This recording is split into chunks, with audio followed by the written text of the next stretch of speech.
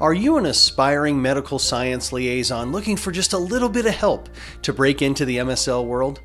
Well, if so, you're in the right place. My name is 𝐬𝐀𝐓𝐂𝐇, and I head up the medical affairs recruiting at K. Bassman International, and I'm also the host of the Pharmaverse podcast.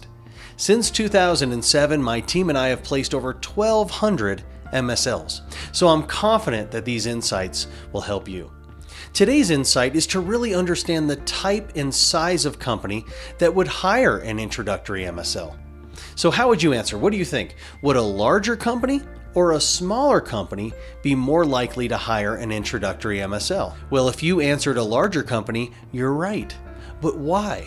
Well, here are 3 primary answers of why a larger company would be the best target for you as you look to break into the MSL world. Number 1, larger companies don't need your contacts as much as a smaller company does. You can get a meeting with a KOL at a large company just by using the company's name versus having to use your own name.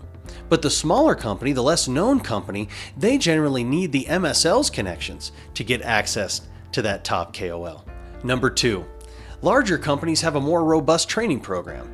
In most cases, the smaller companies don't even have a training program, so they need someone who can hit the ground running with minimal training.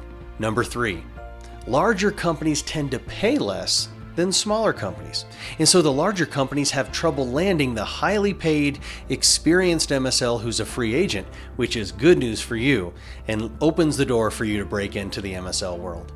So targeting the right size company can increase your chances of getting the job and save you heartache. And the large company is going to provide the best training and the foundation for a successful MSL career.